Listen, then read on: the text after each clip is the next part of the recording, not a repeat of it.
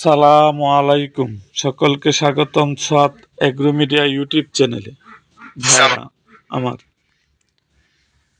চারদিকে ঠান্ডা আবহাওয়া শুরু হয়ে গেছে। ছাগলের প্রতি নজর রাখুন, বাড়তি পরিচর্যা নিন। পিপিআর ভ্যাকসিন দেওয়া না থাকলে দিয়ে নিন। যে ভ্যাকসিন টিকাগুলো পাওয়া যায় দিন নির্দেশনা মতো। ছাগলের ঘরের তাপমাত্রা দেখুন, বেশি ঠান্ডা অনুভব হলে বিকল্প তাপের ব্যবস্থা করুন। ছাগলের শরীর গরম রাখা প্রয়োজন। পরজীবী মুক্ত রাখুন।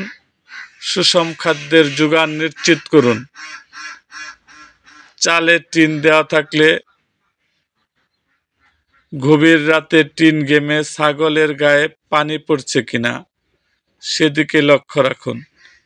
আপনি ভালো থাকুন, আপনার ছাগলগুলোকে ভালো রাখুন। ভাইরা আমার, শীত এর আগমনী বার্তা আমাদের। এই শীতে ঠান্ডার জনিত সমস্যা ছাগল বা বেড়ার হতে পারে। এই ঠান্ডাজনিত সমস্যার জন্য, এই ঠান্ডা আবহাওয়ার জন্য আপনি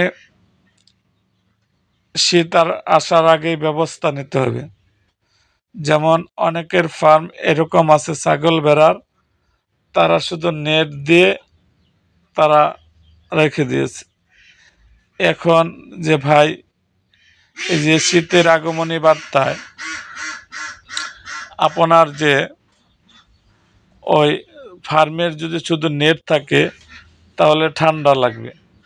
এই জন্য আপনার ফার্মের পর্দার ব্যবস্থা করতে হবে, যাতে ঠান্ডা এটা আপনার ঘরের ফার্মের ভিতরে না প্রবেশ করে। এই জন্য আপনাদের এই বিষয়ে শীত আসার আগে অবশ্যই সতর্কতা হতে হবে।